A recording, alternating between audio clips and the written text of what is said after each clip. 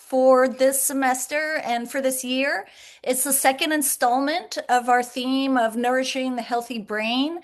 And this year we're kind of, or this time, we're really going rogue.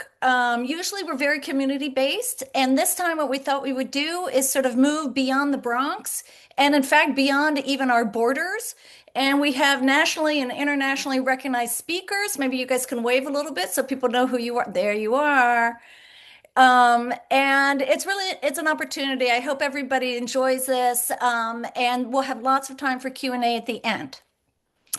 And one of the things I just wanted to point out is that I'm Justine McGovern, the chair of the Health Promotion and Nutrition Sciences Department. I see lots of familiar faces on the Zoom, so it's really great to see people. And I am a gerontologist, and one of my professional memberships is to the Gerontological Society of America, GSA, which I'm going to do a little plug for right now because it's a very dynamic group. It's a very large group. It's international and interdisciplinary. And one of the really important, it covers practice, it covers medical stuff, geriatrics and gerontology, all kinds of different topics. And one of the things that I've gotten out of it is participation in the humanities, arts, and gerontological cultural gerontology advisory panel, through which I've been able to meet a lot of colleagues doing really interesting things, such as Jenny and Sean. So that's just a little pitch for anybody who wants to expand their network or, just sort of get on their mailing list. Joining is a little less expensive than their conferences, which are fantastically expensive, but it is something that they're really seeking to get under control. But I recommend looking into GSA if anybody, wants to sort of further their networks. And I just wanted to say that before we start, a couple of thank yous as usual. A huge thank you to June Towns, who's the administrative coordinator of the CUNY Institute for Health Equity. She has been just a fantastic partner over the past 2 years. I can't thank you enough, June. Also, of course, I always want to thank Ramon Belliard and Charlie Chung, who are a little bit in the wings, but without them, nothing happens. They really are connectors for all of these projects, as is Jonathan Rose, who is an active emailer and sends out all the invitations. So without him, of course, it wouldn't happen either. Also, I want to thank our communications department, which is headed up by Rich Relkin. Sometimes he's able to join. I don't know if he's here today. And his team, Erica Reinhardt and Hope Linton, who designed the flyer and have really helped us sort of think about branding for this event so that there's a sense of continuity because this is a project that's really gaining steam now. And one of the things that we really are happy about doing and depend on you all to do well is to provide programming that you all are interested in. So I've mentioned this before, but for anybody who's new, specifically the topic of nutrition and healthy aging, which was the umbrella topic for this, was something that somebody suggested in our survey. And we were like, oh yeah, we can do that. And it really developed, helped us think about how to provide programming. So we count on your feedback. So there's a survey, which I believe June will put in the chat. And we really hope that you will complete it. Where the chat is concerned, we also want you to really put any kinds of questions or thoughts or feedback right into the chat. And Kate Burt, who is here, Dr. Kate Burt, a little wave. Thank you so much for helping us with all of this. It's been great to work with you. And she will be managing the chat for us, which is a big relief to me because it's not my strength. We all have our limitations. Let me just look at my notes to make sure. Okay, oh no, I wanted to just give a highlight for some of the ideas that we have in our little gestational pot for next year. We're kind of thinking about new frontiers and healthy aging. To bring up some topics that are very apropos in the news. So AI in older adults, and not just how do we use AI when we're grading papers, but more like what does it mean that robots can come into the home, that chat bots are now keeping older adults company, the AI, help and harm perhaps. And another topic is health span, this idea of health span, and how that's intersecting with the new industry of longevity, which is very specifically for very rich people. And what do these concepts mean for the rest of us, basically? And related to that, what does our physical environment look like, and how does that impact our experiences now that so much is changing in the in terms of particularly in the US around policies that affect our daily lives. So those are things that we're putting out there under this umbrella of New Frontiers in Healthy Aging. If anybody else has something along those lines, put it in the survey. And if you want to do something completely different, put it in the survey. Whatever you do, put it in the survey. Okay. So that's it for me. I will come back to introduce our speakers, but now I want to hand off the baton to Dean Harrison. There she is. A little wave. She is also the director of the CUNY Institute for Health Equity. The Institute has just been a wonderful partner for all of these projects and for many projects at Lehman. So, big thank you to you, El Gloria, and for all the support you provide us and sort of encouraging us to sort of go, go where we want to go with things that are interesting to us and to our community. So thank you for that. El Gloria, I'm putting myself on mute. It's for you now. All right. Thank you so much, Justine. So just as Justine said, I am Gloria Harrison. I'm the Dean for the School of Health Science, Human Services, and Nursing. And certainly I want to bring greetings on behalf of our president and on behalf of our provost, who's not able to be here today. But I am thrilled to be able to welcome you to this final offering of the Nutrition and Life course series on healthy aging. As I thought about the whole notion of healthy ages in films and adults, I am in that group, and I want to talk about that a little bit. Now, I also want to apologize because I have a few meetings that I have to go to, so I'm going to have to jet off and not hear all of the things. So I'm so glad that Justine is recording it so that I can actually go back and hear and listen to some of the words of wisdom I'm sure that's going to come out of the seminar today. So this series will explore arts and aging through the lens of film and music with a focus on intergenerational practice and programming. I am reminded, I just want to provide this little snippet of a story. I went to the Sigma Theta Tau, no, Sigma Theta Delta chapter for nursing. It was an honor society. And so they were honoring are inducting into the society the new nurses, so the young new nurses, and there were talking, there were music, and there were all different types of conversation, and so I was really sitting at the table, and when the music of my generation came on board, where all of us that were of our generation, we all started like really just kind of getting up and singing and all this kind of carrying on. I was really also surprised how many of the young people were also singing the same old songs that we were singing. And I said, oh, okay, so they must have been babies when their parents were like doing the music of our era. And so these kids grew up with this music. And so when, they get to these events, not only do they have their own music, but they also have our music as well. So I thought that was pretty interesting to actually to see that. I actually think about that for my own daughter. My daughter is 50. And so, so she grew up with a whole bunch of different types of music. I don't like her music, but she does like my music, actually. So it was really, really very interesting. And so I really am appreciative of, in this older adult generation, there are some things that kind of stick with us, right? That really kind of fuse our passion and music. And I don't talk much about film. I'm not a big film person, but I do know that there are lots of film that depict some of the challenges that older adults have actually seen over the course of their history and perhaps even now. So I really appreciate this topic. And I appreciate and I just want to welcome Dr. Barbara and Dr. Doris to our midst today. And I will leave it to you all. And thank you so much again for joining. I also want to thank Justine and I want to thank June for organizing this series. They have been very good when it talks about nutrition and aging and nourishing the aging brain. These are very good seminars, and we really appreciate that. Thank you so much. Thank you, Gloria. And you made Mhm. some really good connections here that are some of the things that we wanted to highlight anyway.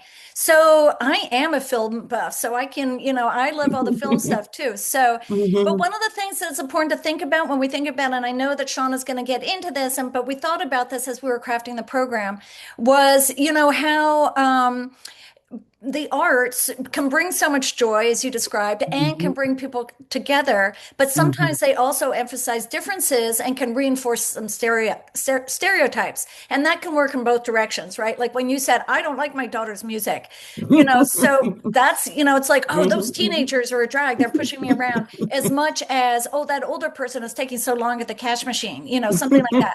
So these are things that are Mhm. real. Ageism is real, and film unfortunately does a lot to promote ageism in some of the Mhm. expectations around how characters are portrayed and what's expected of actors. Sean's going to get into that a little bit more.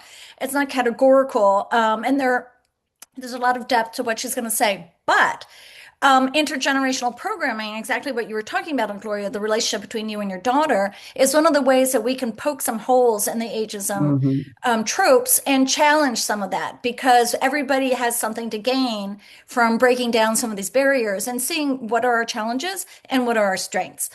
So I'm now going to introduce Dr. Sean Barber, who comes to us from Queen's University Belfast, and she's a reader in the film studies program there with expertise in British cinema, film history, censorship, and controversy. She is the author of 4 monographs: Censoring the 1970s, the BBFC, and the Decade That Taste Forgot. That sounds very promising. That came out in 2011. Capital Culture and Creativity, the British Film Industry in the 1970s in 2013. Using Film as a Source from 2015. And Beyond the BBFC, Local and Regional Film Censorship in the UK. And that came out just last year. In 2025, she was elected as a council member of the International Association of Media History, and she's a fellow of the Royal Historical Society. She's a member of the editorial board of the Journal of British Cinema and Television, and of View, the Journal of European Television History and Culture. Her current work explores representations of aging on the screen. I was able to work with Sean when I was invited to be the international partner of the Irish Gerontological Society. Sorry, I was about to say association, society. And we've been able to do some projects together. It's my great pleasure, Sean, to welcome you to our symposium and to Lehman in this way and to our community. And I'm putting myself on mute. I leave it to you. Fantastic. Thank you so much, Justine. Thank you for having me, everybody. I'm thrilled to be here. I'm going to share my screen now and we're going to get cracking. Okay, that should be okay. Right. Okay. So, hi there, everybody. I'm going to be talking today about a lot of the things that we've touched on already. I'm going to be focusing on aging on film, and basically today I want to do two things. I want to draw your attention to the kind of dominant images we see of older people on the screen. So we're going to be thinking in terms of stereotypes and what works and what doesn't. But more importantly, what I want to start with is this idea of why any of this matters. Why do we have to care about mainstream cinema and the images it puts out there? So I'm going to tell you. The reason that it matters is because the images that we see in film, whether it's at the cinema, whether it's at home, if it's with friends or family, or even by ourselves, they shape our perceptions. Okay, they dictate norms and standards, and they indicate what we should strive for, what we should aim for, what's real, even though we of course know it's not real. So film helps construct the world around us. And of course, this doesn't mean that we buy it all. We don't simply believe everything we see. Okay, it doesn't encourage us to perhaps behave in particular ways or to buy things or anything like that, but rather it constructs this image and encourages us to kind of buy into it as viewers. And nothing that we see on film is ever an accident. It's all this very, very carefully constructed world. And we know this. As viewers, we know this. We understand this. However, we still respond to what we see. We look at characters and scenarios, and some of them we find attractive and engaging, and we relate, and others, it's the opposite. But I would say that film nourishes us. It gives us something. Movies give us something. We react, we respond, we laugh, we cry, we sometimes shout at the screen, we're frustrated, we get angry. All of this is completely valid. And I think it's really important to kind of acknowledge that we're active in this process. Just a quote from Henry Jenkins here, who just says that audiences have a part to play. It's not just something on the screen which is just there and we forget about it after 90 minutes. We have a role to play too in engaging with what's there and sort of taking it in, thinking about it, letting it sit with us, talking about it to people. It's a process. And just to say as well, it doesn't matter that we didn't make it. You don't have to be a filmmaker or an artist or a musician to respond to art. It's not about ownership. It's about what you do with it. It's about sort of taking it in. And Jenny's going to be talking much more about kind of participatory methods. So I'm not going to go there because that's not my thing.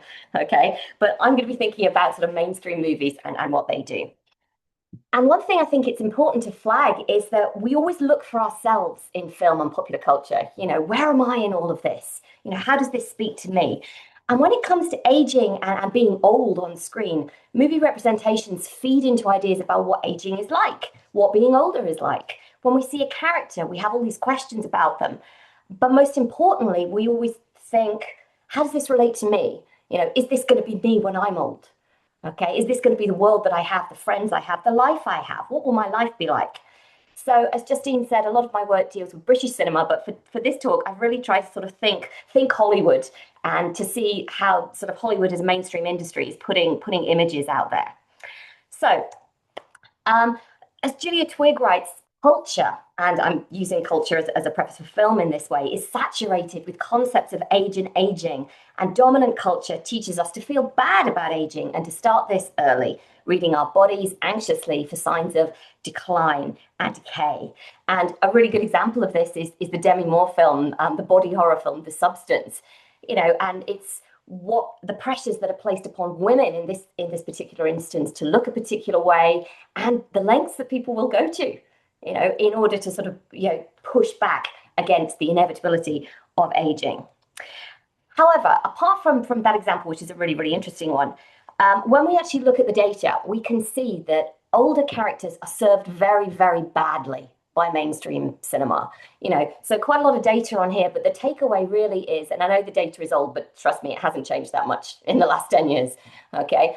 Only about 10.7, so about 11% of speaking characters, are over the age of 60, in mainstream cinema. It's very similar for British cinema, only 11% over the age of 65. So that's really poor. But as you can also see, there's an ethnicity issue as well, because 77% of those characters are white. Okay, so there's a real problem in terms of that representation. And the fact that older characters on screen are still so underrepresented means that the ones that are there sort of attain greater importance. They become sort of magnified. So turning to the films themselves, then, what kind of images do we actually see? If I was doing this in person, I'd have clips and, exciting stuff going on, but we're going to stick with stills to avoid any kind of technical hiccups. Okay, if we look at older men on screen, I'm just going to pick out a few things that we might see. If you look top left, the grandfather, the patriarch, the one who dispenses worldly wisdom. Okay, you have the buddy crew in so many different iterations. I'm going to be talking a little bit about sort of the older aging guy crew.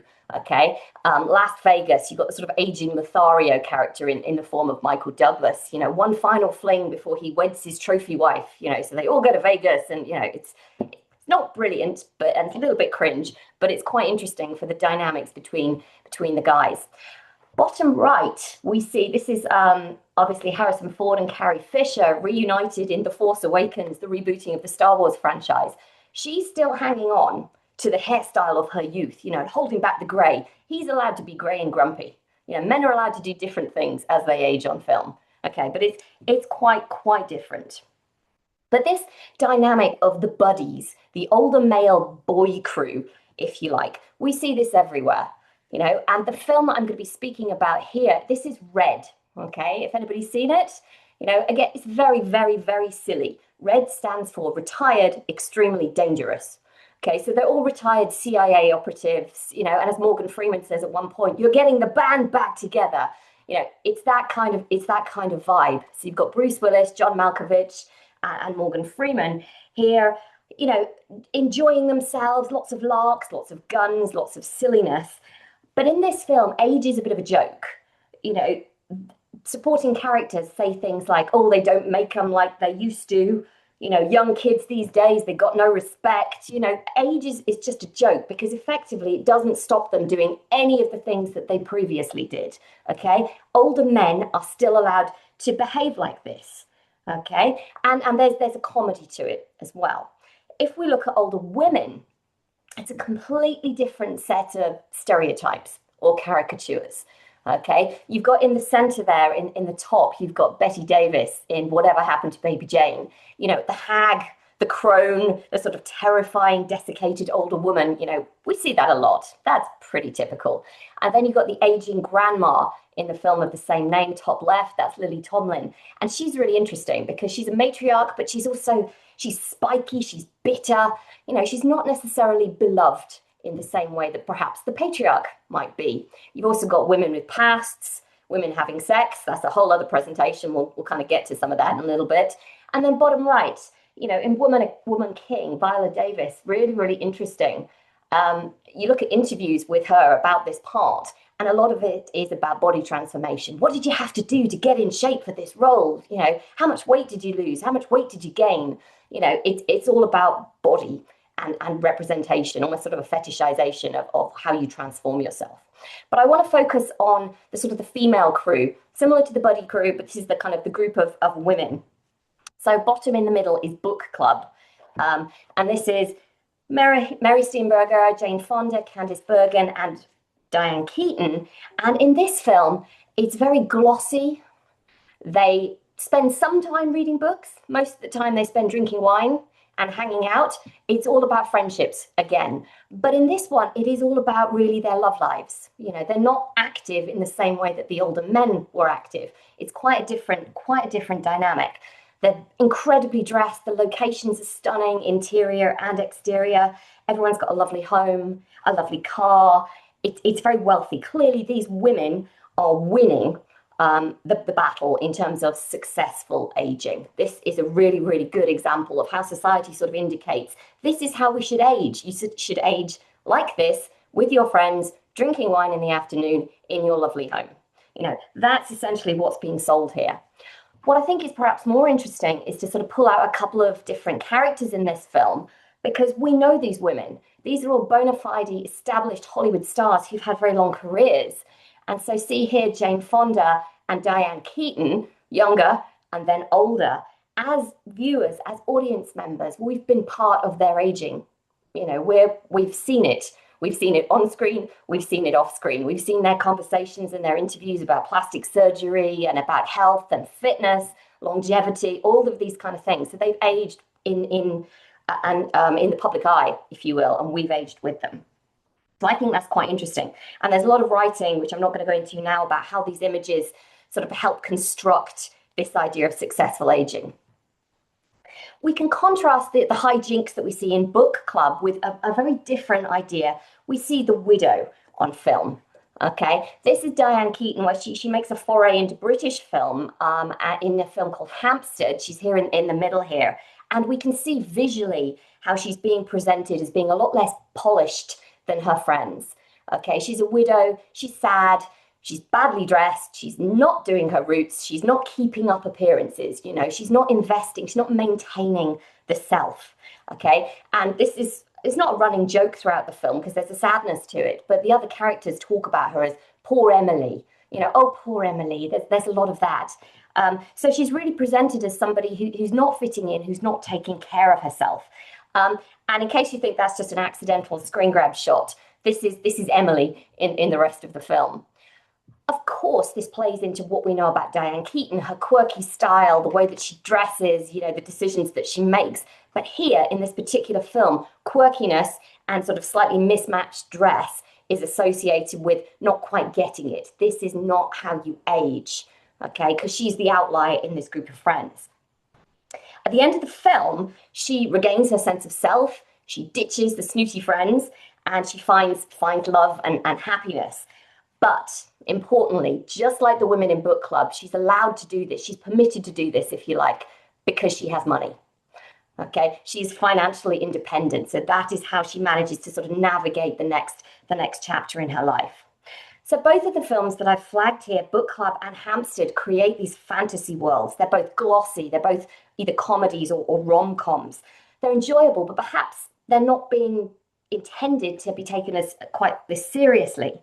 But they both rely on sort of money and wealth in order to promote this idea of successful aging, highlighting what Sally Chivers talks about when she says, lots of representations of aging on film are very middle class.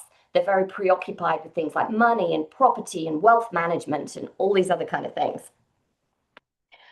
But these films and others like them are about growing old in a world, as I've said, which is white, wealthy, and privileged. Okay. And again, this wouldn't be a problem if there was a broader range of images, but there isn't. A recent Netflix release is Thursday Murder Club, which is about retirees based on the book series, which is a lot funnier than the film, by the way. The film is about retirees that solve murders. But this, the image you see on your right here, is their retirement community. This is where they get to live as older people. It's brilliant. I can't wait to sign up for this. This sounds amazing. And they do Tai Chi on the lawn and all this other kind of stuff. So again, it sort of plays into this idea about successful aging, aging well, and winning the aging game. But I think this is it's a far cry from the much more workaday residential care homes, which are probably the lived reality. So these are the stereotypes. There's a bit of a whistle-stop tour through a lot of this. So it's not really a question of getting older gracefully. It's really about identifying what these movies are selling and thinking about what that says about the difference between the real lived experience that most of us are going to have and what's being presented very glossily on screen in front of us. So, as I've said, diversity is really lacking, and these gender stereotypes are really very, very entrenched. The women tend to be very focused on their love lives and their friendship groups, while men, yes, friendship is important, but it's more important to remain active. Okay, so I would argue that we need a much broader range of images to help us navigate the aging process. We need more nuance. We need more things to agree with and disagree with. We should be actively questioning and using these images to question, is this what old age looks like? And is this what it looks like for me? What do I get when I get older? Who do I get to be? So that idea of looking for the self.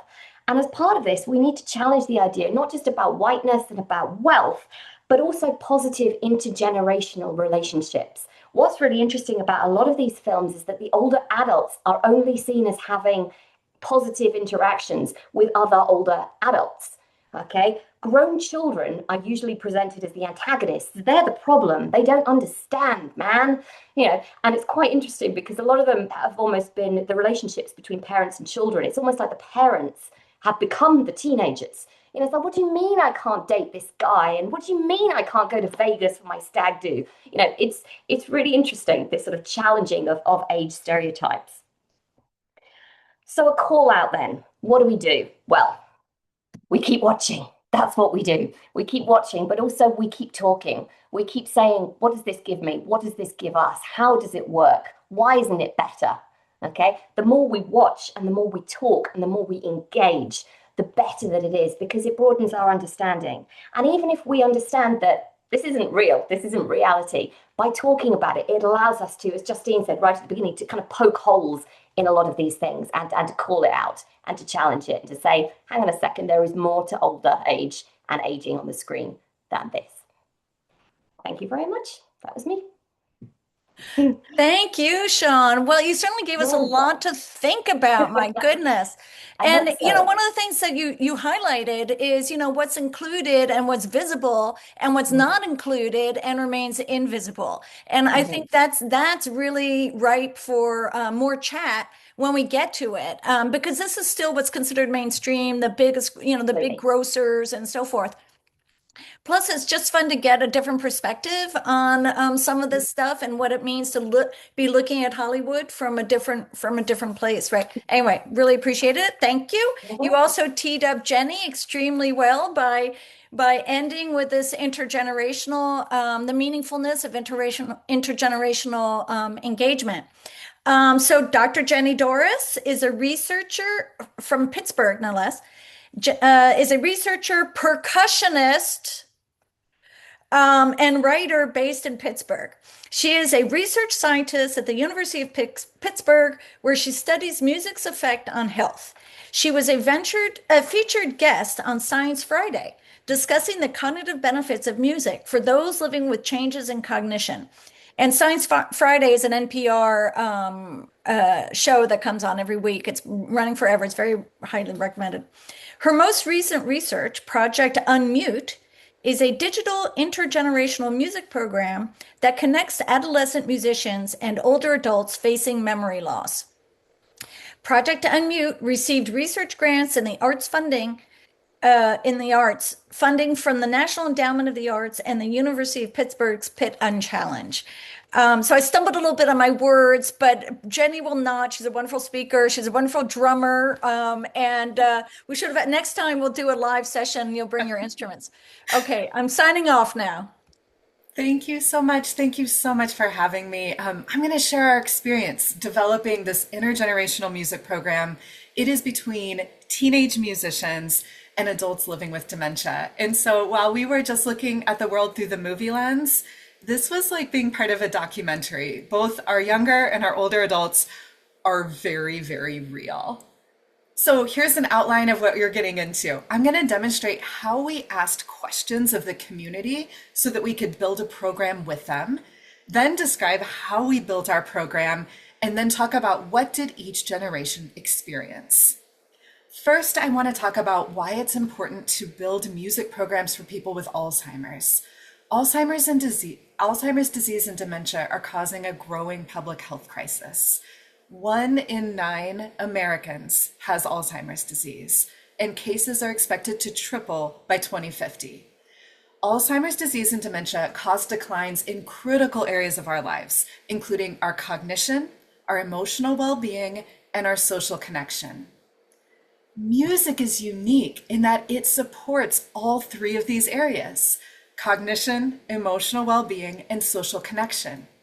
Your musical memory is one of the last places to atrophy from dementia, and your strongest musical memories will be from your teens and your 20s. So if you know someone with dementia, a great place to start is by making a playlist of their favorite songs, particularly from when they were younger. Intergenerational music programs utilize younger and older generations making music together, and both generations have shown emotional and social benefits when they participate. However, this kind of program design hasn't often included adolescents, and that's a missed opportunity because adolescents get so much from music. We see that music supports their emotional well-being. So we might have a win-win if we can partner our older adults and our adolescents. And I really liked the idea of an intergenerational music program between adolescents and older adults with dementia because it creates this space where no one is an expert. Everyone's learning together and they make meaning from each other. Okay, so now we're going to start building our program. And as we build it, we knew that first we needed to learn from our community. And to think about that, we created this chart to organize us with different layers. We thought about individuals like our adults with dementia, their caregivers, the young artists. Then who provides the programs? Maybe memory care facility activity directors and the arts teachers. And then we thought, who has the pocketbooks? And those are our decision makers, the facility directors and the school leadership. Then we interviewed every single one of these people to get a picture. And I want to show you one interview as an example and share a few of the questions. Our goal was to learn about their lives and to make sure our solution of a music program matched the real problems of the people we were trying to reach. So here are 3 of our favorite questions that you can use whenever you're interviewing because they get you the best answers. And here's what we did with our interviews that really helped us organize our thoughts. This was with one of the music teachers who would have recommended young musicians to participate.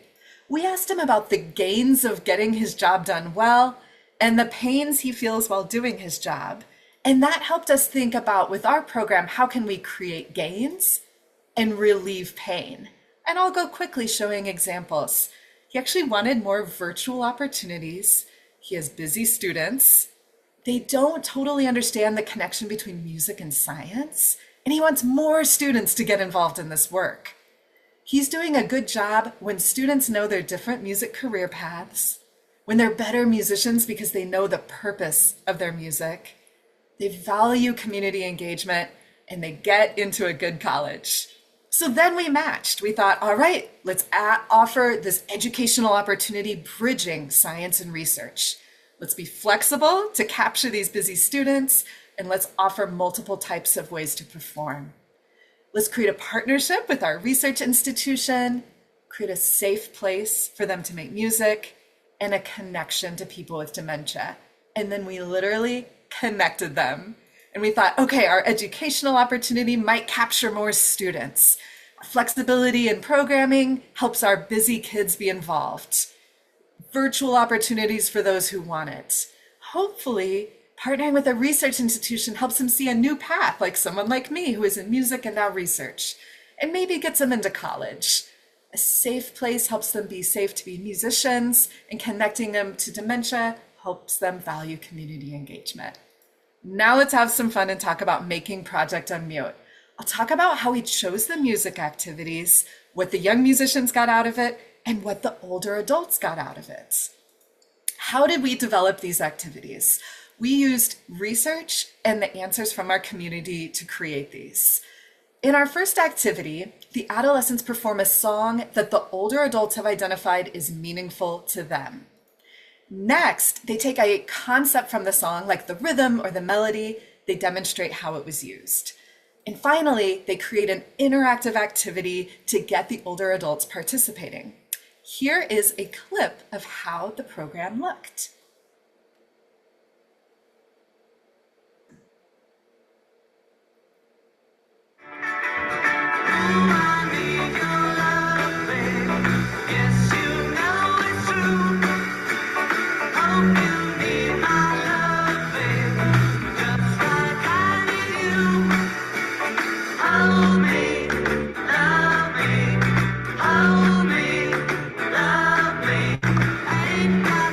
In the interest of time, I'll go on to share the results of what the young musicians said they got from the program.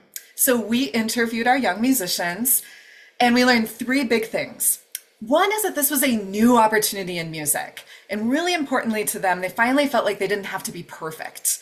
They had to, in fact, improvise as the older adults with dementia would ask for things. They also got to see their audience, which you don't think about, but if you're a musician on stage, often the audience is in the darkness. And so when they saw the audience react, second is the human connection. And here's where we can really start to target ageism. So we saw that here our musicians felt connected to these older adults. And while they had learned about dementia, they said, oh, they're just like me. These are real people just like me. Finally, we were glad to see that through all of this, they liked this. They thought this was like a stress-free kind of environment. So we hope they would do this again. Here's one quote from one of our musicians. He said about being perfect, every single time I have a recital or something like that, the stage fright and the anxiety, it always circles back right before I'm performing.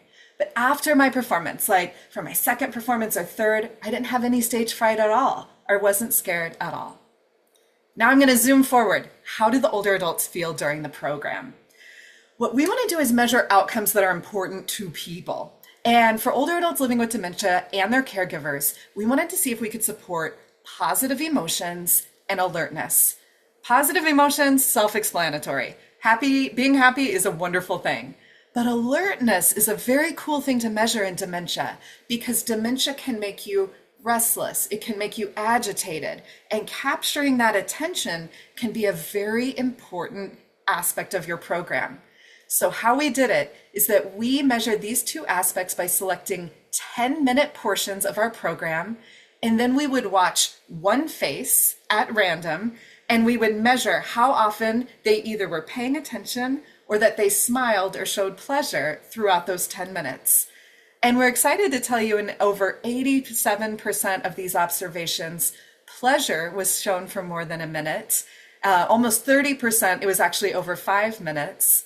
And in 100%, these adults were alert and paying attention to the music program.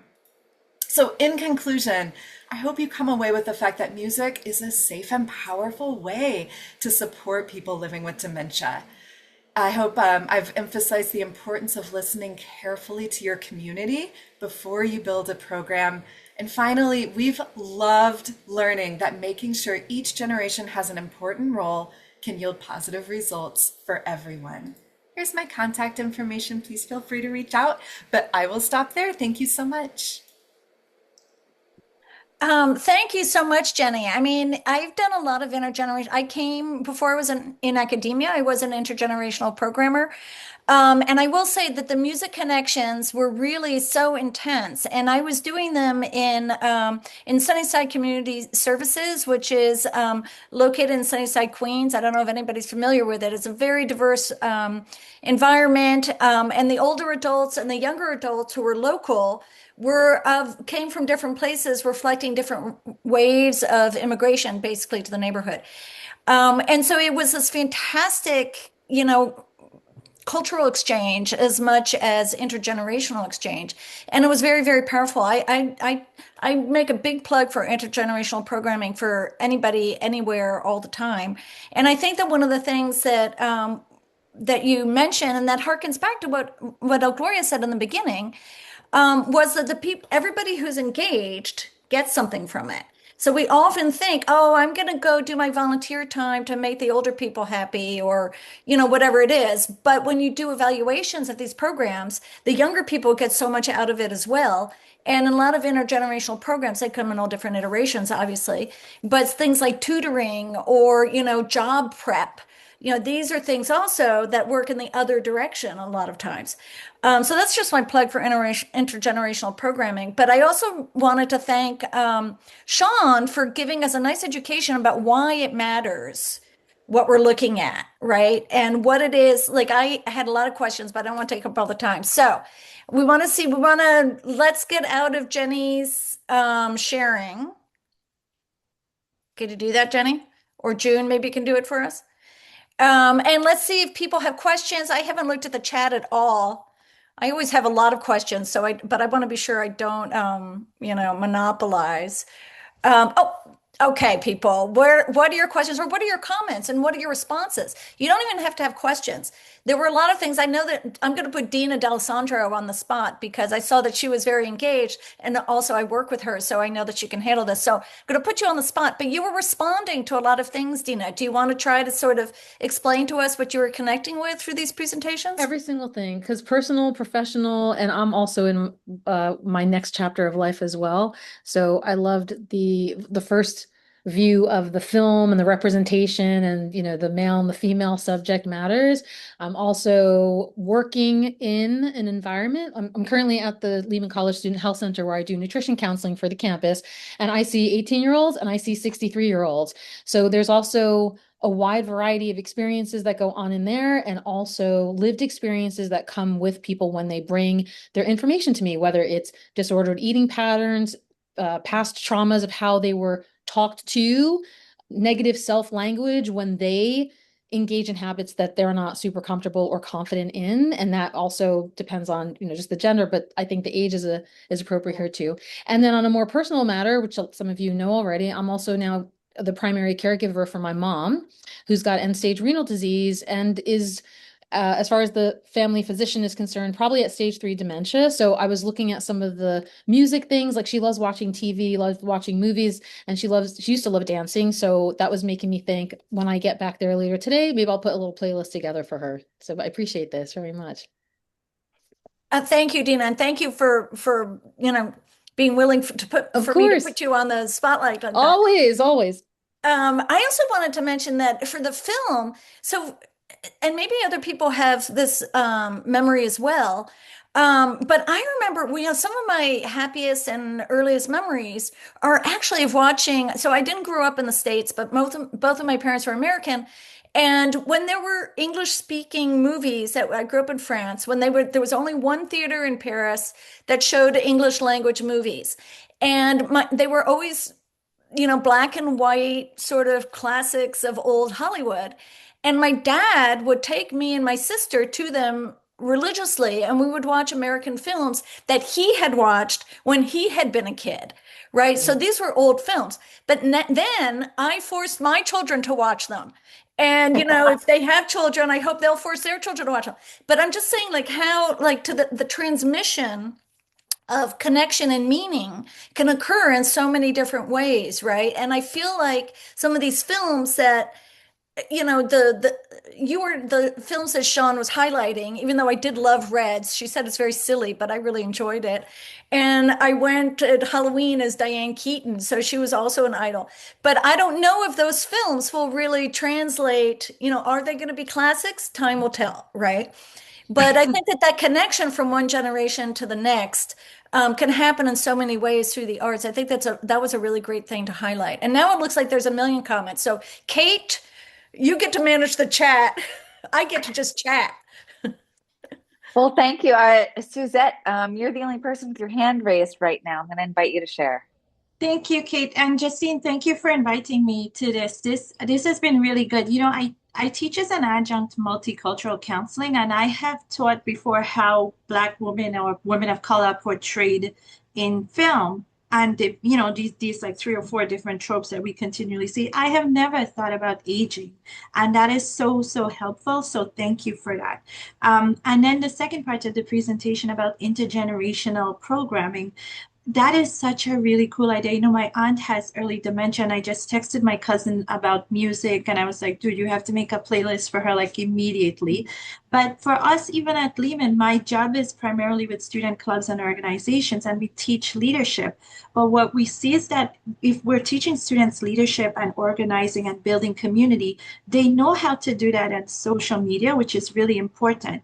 But we recently just partnered with a group, a political group that, we're supposed to be nonpartisan, but so the teaching is nonpartisan. But in the group, the primary teachers are like over retired principals. They're 75 and over. And the students have been so very open and receptive, and even asking us to do a second program with these folks. So you're so right. And our students, even at Lehman, are so open to doing programs like that. So thank you for this. I just didn't have the research to back it up, so this is helpful. Thank you, Suzette. I've had the same experience, actually. Nutrition students love to talk to older adults about food also. And so I have had the same experience with our students. Pat, I see your hand is up as well. Yeah, related to use of film as an educator, and we all are. Many, many years ago, I had a Hartford Foundation grant which had to do with infusion of content having to do with older adults throughout the social work curriculum, in all areas of the social work curriculum. And I was the only person in the department at the time who had much of an interest or a background in terms of gerontology. And so one of my challenges was how to help other faculty buy into the idea of teaching more content having to do with later adulthood, when that was not even something that everybody was really comfortable with. But that was part of the project, to infuse content having to do with later adulthood throughout the social work curriculum. And so the faculty and I met together to develop ideas. And one of the things that we thought would be a good idea was adding more film throughout the curriculum. And so I got recommendations from other people on the faculty about films that it occurred to them related in some way to intergenerational issues or later adulthood. And it helped to get input from everybody to think about films that they liked and they had seen differently. And then we developed a film library. And so the social work department has just moved to another building. So I'm wondering what has happened to our film library, our DVDs and things like that. So I'm going to find out where it is and let people know. But we decided that having these films available for use in classes would really be helpful in terms of the faculty using them if we had them. And then the ones that were too expensive for the department to buy, I asked Lehman College to buy. So like Gen Silent, which is an excellent film. And we use that in a couple different kinds of classes, and not just in gerontology classes, but other classes faculty use. And that was purchased by the Lehman College Library. And so that's one way of helping to infuse content about aging throughout the curriculum. I just wanted to do a shout out too for Gerontological Society of America. And I think one of the advantages of GSA, despite the cost, is the fact that it's research, education, and practice. And I'm the former chair of the Research, Education, and Practice Committee section at GSA. And one of the things that we tried to do was highlight the fact that GSA addresses these different areas, that it can appeal to people whose primary or interest are in different areas. And before I stop monopolizing, I just want to give a shout out for the New York State Society on Aging. And it's less expensive, it's less international, but it's in beautiful, they have their conference in beautiful Saratoga Springs every fall. And it's an excellent conference with a wide variety. And they presently have their call for abstracts for presentations out. So it's across different fields. So if anybody wants information about that, I would be glad to provide information about that organization. And that's it for now. Thank you, Pat. That's great. How can folks get in touch with you if they are interested in joining those organizations? Do you mind putting your email in the chat maybe? Yes, I will do that. Thank you. Thank you. Those are great resources to know about too. Yeah. Hopefully folks in this room I saw some nods, so I think that some folks may already be members. Conchetta, I see your hand is raised as well. Let me unmute. Thanks. We can hear you. Yeah, there we go. Good. I just want to introduce myself and also how excited I am to know that this initiative is going on at Lehman. I'm a music therapist. I've been a music therapist for close to 50 years and am an adjunct professor in the Department of Music at Lehman College. But Jeannie, I saw that you had a quote from Oliver, and Oliver and I have worked together for 35 years and co-founded the Institute for Music and Neurologic Function back in 1995. And we recently just moved out of the healthcare facility where we were for many years. And I'm trying to build something at Lehman. And through CUNY, I just started a relationship with the Advanced Science Research Center. And we have a symposium at the Grad Center in November on music and neuroscience and art. But I just want to introduce myself because I'm so eager to get something going. And I have so many resources in trying to get a community-based program going. So any of you who are interested, I'd love to meet and talk about possibilities and ways that we could grow arts and health through the CUNY system. I have contacts all over the world, so I'd be happy to help out with that. But it's just so exciting to hear both of your presentations today and the extent of the work that's going on, and to be part of that at Lehman and CUNY would be wonderful for me. So I'm also a trumpet player. I play the graduations every year. We're going to put together a band. But yeah. Conchetta, beware, be careful what you wish for, because June and I are in the midst of developing, and we just got a website presence on the Lehman website for the Healthy Aging Initiative at Lehman College. Oh. And so this is something that we're beginning to build. We're trying to gather all our resources, see what everybody's doing. You will be hearing from us, no doubt. So with that, let's let June's hand was up, so maybe she's going to speak to that too. Perfect. Thanks a lot. I really appreciate it. Thank you. Thanks, June. Go ahead. Yes, I just wanted to make one comment. It is not in regard to that, but I work here at Lehman as the administrative coordinator for the CUNY Institute for Health Equity. But in my actual real life and all the life previous to working here, I am a musician. Yes, I'm a musician whose all of my degrees are in music. How did I end up in this job? I don't know. But what I wanted to say was that I love both presentations. But Jenny, what your presentation brought to mind to me was that there's such a great program for these young people, especially the older people and the young people, because I recall I grew up really with my grandparents very close, very close. And I went to their home after school, and they were my caretakers. But a lot of young people don't have these elderly people in their life like that. And I began playing the piano with my grandfather. And I began playing the violin with my grandfather. And we would sing together. And my ultimate major was classical vocal music. But we would sing together, we'd play together, and he would tell me all about his life when he was younger. And it was very exciting and very informative. It's something that I cherish. And then even his friends sometimes would join in. And I see the value in your program. It's so great because they were excited to share all that and bring all that wisdom to me. But I was excited to absorb it.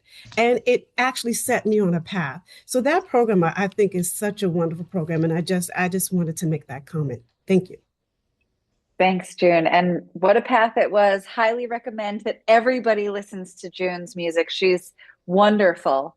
So clearly it set you on a path toward, making music and really this lifelong love that you seem to have found through it and then can pass on with future generations too. Thank you for sharing that with us, June. And Andrea, we only have 3 more minutes, but I see your hand up and I want you to get your comment in, please. Okay, so just quickly, yes, I also have the experience of working with elderly population in long-term care most of my career as a dietitian, and it's very rewarding. And I love the concept of the intergenerational, working with the elderly and music. So reminds me of me dancing with my kids. They're much younger, and the whole concept. So I love this. Thank you. Thank you. Thanks everyone for sharing your really personal experiences here. I think that makes the discussion so much richer, and I'm really glad to have heard about this. Justine, throw it back to you. Well, With 2 thank minutes you, to Kay. spare. You did a wonderful job managing that. Thank you, everybody, for all of their comments and contributions. I mean, I think that this is a really sort of unique space where this is one of the things that we've discovered, that the symposium, the kind of conversation that comes out of it is really very personal because people connect to these issues because guess what? You start aging the minute you're born, basically. So there's that. But also, we had older people in our lives or we didn't. That's part of what's interesting too is, and I mentioned this before, is the presences and the absences. And it just makes us think, like I did not grow up close to my grandparents. I wish I had. But there were other moments. And so I just want to thank both of our presenters who came, who took time out of their busy schedules. And I will comment also that Sean is coming to us from Belfast. So it must be dinner time there at least. And so thank you so much for finding the time and making this happen. There are some comments in the chat with some links and some resources. And Pat made the good point that Lehman does have an interdisciplinary minor in aging, which is a great opportunity for students. And we're developing, in my department, we're developing a certificate in aging studies, which will be for people, not for undergraduates, mostly for professionals or people who want something extra for their CV. So stay tuned for that. But it's time. Oh no, we've got 1 minute, so I can just babble on. No, I'll give it back to you. Thank you so much, everybody, for participating. Jim Dowd, I see you.